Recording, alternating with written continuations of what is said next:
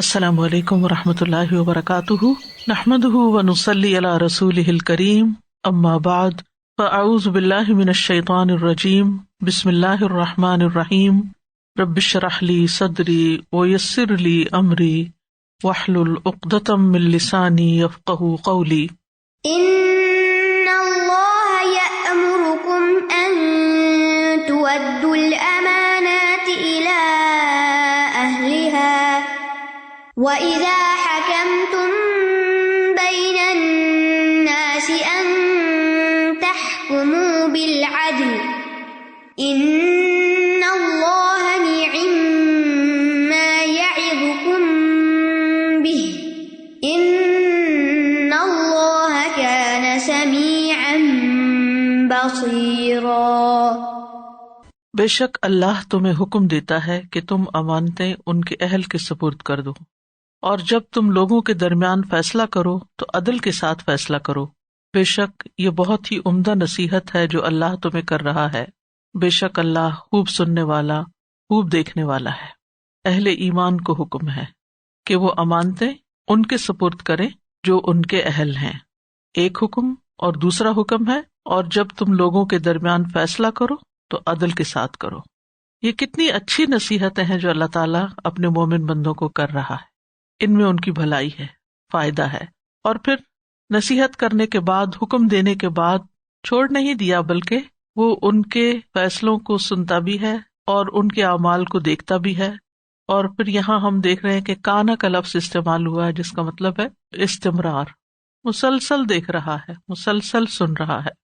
اس آیت کے شان نزول کے بارے میں آتا ہے کہ یہ آیت عثمان بن طلحہ رضی اللہ عنہ کے بارے میں نازل ہوئی کہ فتح مکہ کے دن رسول اللہ صلی اللہ علیہ وسلم نے ان سے کعبہ کی چابیاں لیں اور کعبہ میں داخل ہوئے تھے، اور جب آپ باہر تشریف لائے کعبہ سے تو یہ آیت تلاوت فرما رہے تھے، ان اللہ یأمرکم ان تؤدوا الامانات الی اہلہا۔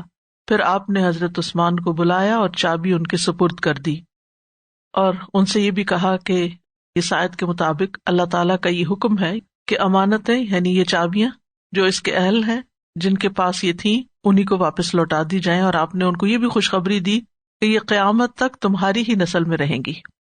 تو ہمارا دین ہمیں یہ سکھاتا ہے کہ ہم امانت کو بغیر کسی کمی کے، بغیر کسی ٹال مٹول کے وقت پر صحیح پوری ادا کر دیں۔ امانات استعمال ہوا ہے یہاں، اور اس کا سنگولر امانت ہے جو ہم عام طور پر استعمال کرتے رہتے ہیں، یہ خیانت کی ضد ہے، اپوزٹ ہے، اور اس کا مادہ الف میم اور نون ہے، امن، اور امن دل کے سکون پر دلالت کرتا ہے۔ رجل امنۃ ایسے شخص کو کہتے ہیں جس سے لوگوں کو امن ہو اور اس کے فساد سے لوگوں کو خوف نہ ہو، اور امن امین کی جمع ہے، اور امین محافظ کو کہتے ہیں۔ تو امانت کا اصطلاحی معنی کیا ہے؟ ہر وہ حق جس کا ادا کرنا اور جس کی حفاظت کرنا آپ پر لازم ہے، یعنی دوسرے کا حق جو آپ کے پاس ہے اس کی حفاظت بھی کرنا، اور جب وہ آپ کو اس کو دینے کا مطالبہ کرے تو اس کو پورا کر دینا۔ تو ہر وہ چیز جس پر انسان کو امین بنایا جائے، اس کے انتظام کی ذمہ داری اس کے سپرد کی جائے، چاہے وہ قول ہو یا عمل ہو یا کوئی سامان ہو، وہ سب امانتیں ہوتی ہیں۔ یعنی امانتیں صرف چیزوں کا نام نہیں ہے، باتیں بھی امانت ہوتی ہیں، کچھ کام بھی امانت ہیں، اور سامان بھی امانت ہوتا ہے جیسے مال یا اور چیزیں وغیرہ۔ تو ہر وہ چیز جس پر انسان کو امین بنا دیا جائے اور اس کے انتظام کی ذمہ داری اس کے سپرد کی جائے۔ تو امانت کی حفاظت میں انسان کا 3 طرح سے معاملہ ہے، یا تو انسان کا معاملہ اس کے رب کے ساتھ ہوتا ہے، یا باقی تمام بندوں کے ساتھ، یا اس کے خود اپنے ہی ساتھ۔ تو ان تینوں طرح کی امانتوں کی حفاظت کرنا ضروری ہے۔ جہاں تک پہلی قسم ہے کہ رب کے ساتھ امانت کی حفاظت کا تعلق، تو اس میں سب سے بڑی امانت توحید کی ہے۔ سورۃ الاحزاب میں آتا ہے انا عرضنا الامانۃ علی السماوات والارض والجبال فابین ان یحملنها واشفقن منها وحملها الانسان انہ کان ظلوما جہولا۔ بے شک ہم نے امانت کو یعنی اس توحید کی دعوت کو آسمانوں اور زمین اور پہاڑوں کے سامنے پیش کیا تو انہوں نے اسے اٹھانے سے انکار کر دیا کہ اس کی امپلیکیشن یا اس کے تقاضے بہت سے ہیں، اور وہ اس سے ڈر گئے اور انسان نے اسے اٹھا لیا۔ بلا شبہ وہ ہمیشہ سے بہت ظالم اور جاہل ہے۔ دوسری قسم کی امانتیں ہوتی ہیں جن کا تعلق لوگوں کے ساتھ ہوتا ہے، تو اس میں ان کی امانتیں ان کو واپس لوٹانا ضروری ہوتی ہے، جس کا اس آیت سے تعلق ہے، خاص طور پر جس پس منظر میں یہ آیت نازل ہوئی۔ اس میں مال میں تول میں کمی نہ کرنا بھی شامل ہے، لوگوں کے عیبوں کی حفاظت کرنا بھی شامل ہے، بیوی کا اپنے شوہر کی امانت کی حفاظت کرنا بھی شامل ہے، اس کے رازوں کی حفاظت، اپنی شرمگاہ کی حفاظت، تو یہ ساری چیزیں امانتوں میں آتی ہیں۔ پھر اسی طرح اپنی ذات کے ساتھ امانت کیا ہے کہ انسان اپنے ساتھ خیر خواہی کرے کہ وہی کام کرے، وہی چیز اپنے لیے منتخب کرے جو دین اور دنیا میں اس کے لیے نفع کا باعث ہو، صرف اپنی خواہش کی بنیاد پر یا غصے کی وجہ سے وہ کام نہ کرے کہ جس سے اس کی دنیا آخرت کا نقصان ہو۔ تو عمومی الفاظ میں انسان کے پاس جو کچھ ہے وہ ایک طرح سے امانت ہے، ہمارا جسم بھی ہمارے پاس امانت ہے، تو ہمیں اس میں اپنی مرضی کرنے کی اجازت نہیں ہے، یا ہم اپنی مرضی سے اپنی کوئی چیز نکال کے کسی کو دے دیں یا اپنی مرضی سے اپنی شکل تبدیل کر لیں۔ تو یہ بھی اللہ یہ کہ کوئی جسم میں نقصان ہو تو اس کی اصلاح ہماری ذمہ داری ہے، وہ بھی امانت، یعنی اگر ہم بیمار ہیں تو ہمیں علاج کرانا چاہیے، یہ بھی ہم پر ایک ذمہ داری عائد ہوتی ہے۔ امانت کی تعریف میں نے آپ کو بتایا نا کہ جس چیز کے انتظام کی ذمہ داری انسان کے پاس ہو، تو اپنی باڈی مینجمنٹ جو ہے، اس کی صحت، اس کی غذا، اس کی ایکسرسائز، جو بھی اس کے لیے بہتر چیزیں ہیں اس کو مینج کرنا ہماری ذمہ داری ہے۔ تو وہ جب ہم پورا کرتے ہیں تو اللہ کی طرف سے دی ہوئی ایک امانت کو ہم صحیح طور پر سنبھالیں۔ اسی طرح ہماری اولاد ہمارے پاس امانت ہے کہ اس کی صحیح تربیت کرنی ہے، ہمارا گھر ہمارے پاس امانت ہے، شوہر کا مال اور شوہر کا دیا ہوا جو کچھ ہے وہ بھی امانت ہے، اس کو ضائع نہ کریں، اس کے اندر خیانت نہ کریں۔ ابن مسعود کہتے ہیں اللہ کے راستے میں لڑائی کرنا تمام گناہوں کو مٹا دیتا ہے سوائے امانت کے۔ پھر فرمایا قیامت کے دن بندے کو لایا جائے گا، اگر اس نے اللہ کے راستے میں قتال کیا ہوگا تو اس سے کہا جائے گا اپنی امانت ادا کرو۔ وہ کہے گا اے میرے رب کیسے ادا کروں، دنیا تو گزر چکی ہے، یعنی میرے پاس تو کچھ نہیں ہے۔ کہا جائے گا اسے حاویہ میں لے جاؤ، اسے حاویہ میں یعنی جہنم میں لے جایا جائے گا، اور اس کے لیے اس کی امانت کو ایسی صورت میں لایا جائے گا جس صورت میں وہ اسے دی گئی تھی۔ وہ اسے دیکھے گا اور پہچان لے گا، اور اس کے پیچھے پیچھے جائے گا اور اسے پا کر کندھوں پر لاد لے گا۔ پھر جب وہ دیکھے گا کہ کندھوں سے اتر گئی، پھر اس کے پیچھے جائے گا اور اسی طرح ہمیشہ کرتا رہے گا۔ یعنی جیسے قرض کا گناہ شہید سے معاف نہیں نا، تو اسی طرح اگر کسی کی امانت اس کے پاس تھی اور اس نے فی سبیل اللہ جنگ بھی کی، مارا بھی گیا اور امانت ادا نہیں کی، تو وہ اس کو لوٹانی ہوگی۔ وہاں یعنی اس کی سزا یہ بتائی گئی۔ پھر فرمایا نماز امانت ہے۔ نماز کیا؟ امانت ہے۔ تو کیسے وہ ادا کرنی چاہیے؟ اس کے رکوع، سجدے، اس کے سارے ارکان ہیں، ان کو پوری طرح صحیح طرح ادا کیا جائے۔ فرمایا وضو امانت ہے۔ کیا امانت ہے اس میں؟ کہ خیانت نہ کی جائے، کہ کوئی جگہ جو دھونے کی ہے اس کو خشک نہ چھوڑا جائے۔ وزن امانت ہے، یعنی کسی کو ناپ تول کے کچھ دو تو اس میں خیانت نہیں ہونی چاہیے، ڈنڈی نہیں مارنی چاہیے۔ ناپ امانت ہے، یعنی کوئی چیز ناپ کے تول کے دے رہے ہو تو کم نہ دو۔ آپ نے بہت سی چیزیں گنوائی اور ان سب سے سخت وہ امانتیں جو سونپی گئی ہیں، یعنی جو کسی نے ہمیں دی اور وہ ہم نے لوٹانی ہے۔ پھر آپ نے یہ بھی بتایا کہ امانت اور خیانت اکٹھے نہیں ہو سکتے۔ رسول اللہ صلی اللہ علیہ وسلم نے فرمایا کسی آدمی کے دل میں ایمان اور کفر جمع نہیں ہو سکتے، اور نہ ہی جھوٹ اور سچ اکٹھے ہو سکتے ہیں، اور نہ ہی خیانت اور امانت اکٹھے ہو سکتے ہیں۔ امانت کی حفاظت اللہ اور اس کے رسول کی محبت پانے کا ذریعہ ہے۔ رسول اللہ صلی اللہ علیہ وسلم نے فرمایا اگر تم پسند کرتے ہو کہ اللہ اور اس کا رسول تم سے محبت کرے، اور ہم میں سے کون پسند نہیں کرتا، ہم سبھی چاہتے ہیں، فرمایا 3 عادتوں پر محافظت کرو، 3 عادتیں اپنے اندر پیدا کر لو۔ نمبر 1 سچی بات، نمبر 2 امانت کی ادائیگی، اور نمبر 3 اچھی ہمسائیگی، ہمسایوں کا خیال رکھو۔ اور امانت ادا کرنے والے کے لیے جنت کی ضمانت ہے۔ عبادہ بن صامت کی روایت سے آتا ہے کہ رسول اللہ صلی اللہ علیہ وسلم نے فرمایا مجھے اپنی طرف سے 6 چیزوں کی ضمانت دو، میں تمہیں جنت کی ضمانت دیتا ہوں۔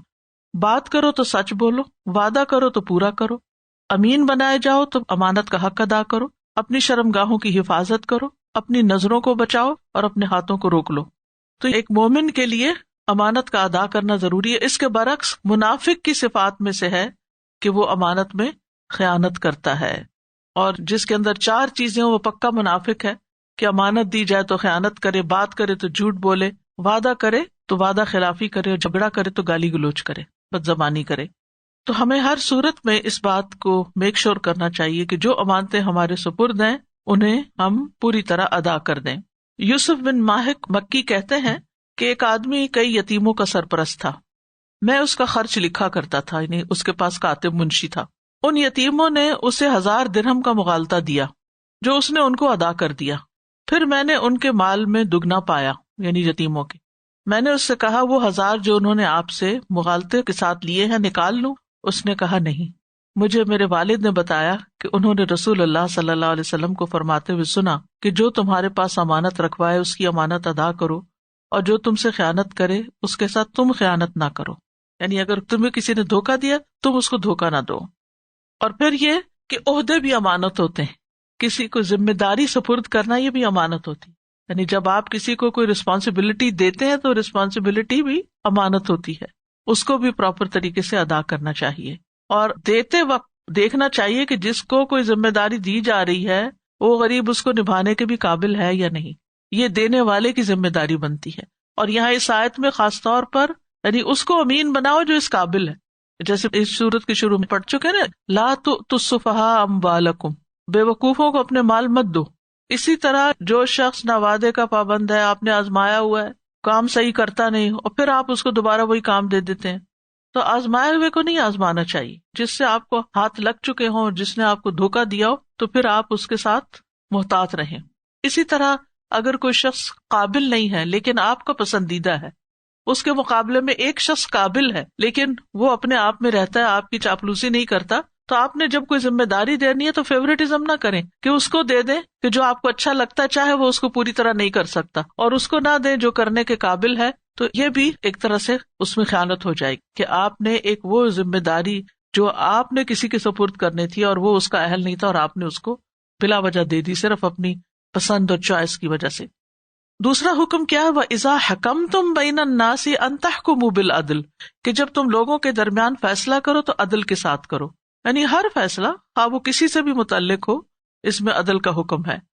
اور اس سے مراد عدالتوں کے فیصلے بھی ہیں اور گھروں کے اندر ہونے والے اور اداروں کے اندر ہونے والے فیصلے بھی، دو لوگوں کے جھگڑے کے وقت کیا جاتا ہے، اس میں انصاف ہونا چاہیے، چاہے یہ قتل کے مقدمات ہوں یا مالی مقدمات ہوں یا عزت و آبرو کے مقدمات ہوں، چھوٹے ہوں بڑے ہوں، قریبی رشتہ داروں کے ہوں، دور کے لوگوں کے ہوں، نیکوں کے ہوں، برے لوگوں کے ہوں، دوستوں کے ہوں، دشمنوں کے، انصاف کی بات۔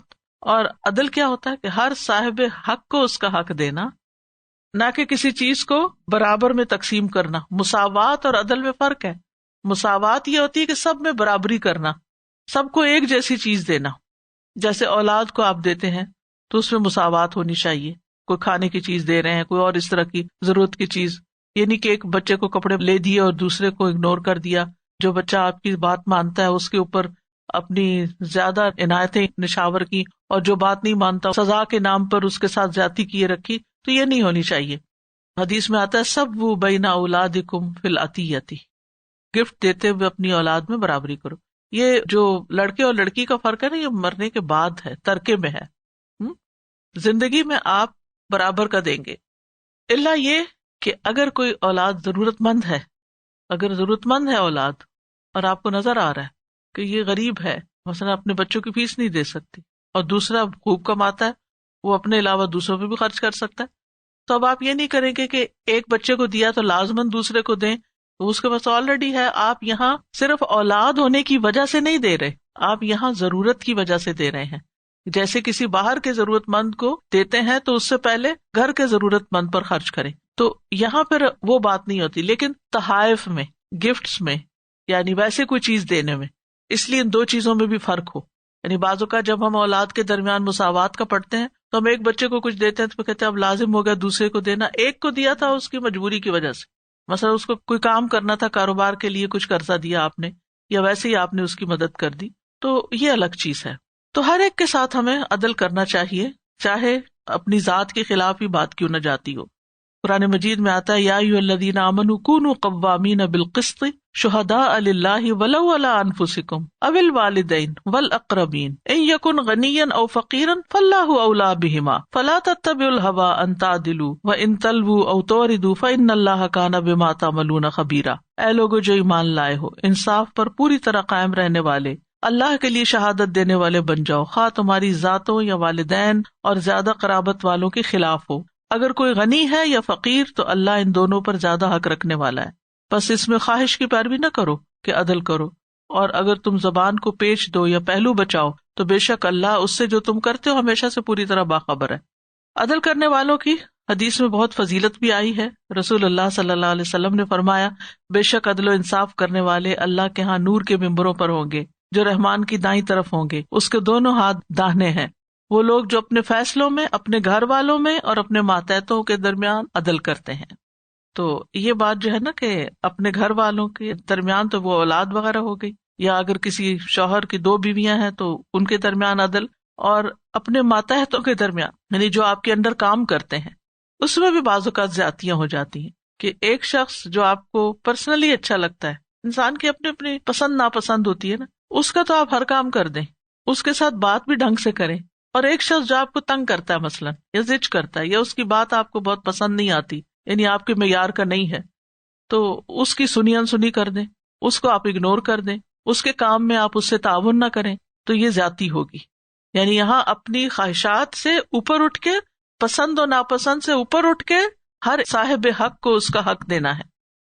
ایسا سلطان جو انصاف کرنے والا ہے، صدقہ کرنے والا ہے، نیک کاموں کی توفیق دیا گیا ہے، یہ جنت میں جانے والے لوگوں میں سے ہوگا۔ یا آپ نے اپنے خطبے میں فرمایا، اور 2 اور لوگوں کے بارے میں بھی، جو ہر ایک کے لیے مہربان اور نرم دل ہے اور پاک دامن ہے، جو کسی سے سوال نہیں کرتا اگرچہ عیالدار ہے۔ تو بہرحال عدل کا اپوزٹ کیا ہے؟ ظلم ہے، کہ انسان کسی کے ساتھ زیادتی کرے، اس کا حق مارے۔ ظلم ہوتا ہے نا کسی حقدار کو اس کا حق نہ دینا۔ رسول اللہ صلی اللہ علیہ وسلم نے فرمایا، 10 آدمیوں کے امیر کو بھی قیامت کے دن اس حال میں لایا جائے گا کہ وہ جکڑا ہوگا، اس کا عدل اس کو آزاد کرائے گا یا اس کا ظلم اس کو ہلاک کرے گا۔ تو اس میں بہت محتاط رہنے کی ضرورت ہے کہ انسان دوسروں کے ساتھ زیادتی نہ کرے۔ جہاں تک آپ کے دل کی پسند ناپسند کا تعلق، اس پہ پکڑ نہیں ہے۔ آپ ذاتی طور پر اپنے اندر ہی اندر کس کو کس مقام پہ آپ نے رکھا ہوا ہے، تو یہ محبتوں کی بات ہے، اس پہ تو پکڑ نہیں ہے۔ لیکن معاملہ کرنے میں اگر رویہ درست نہیں ہے یا معاملہ اچھا نہیں ہے تو وہ پھر قابل مواخذہ ہے۔ ان اللہ نعم ما یعظکم بہ، بے شک اللہ کتنی اچھی تم کو نصیحت کرتا ہے۔ نعمہ کا لفظ جو ہے نا، یہ نعمہ ما تھا، کتنا اچھا، یعنی اللہ تعالیٰ نے تمہیں جو امانتیں ادا کرنے کا حکم دیا اور لوگوں میں عدل و انصاف کے ساتھ فیصلے کرنے کا جو حکم دیا ہے، یہ بہت بہترین حکم ہے۔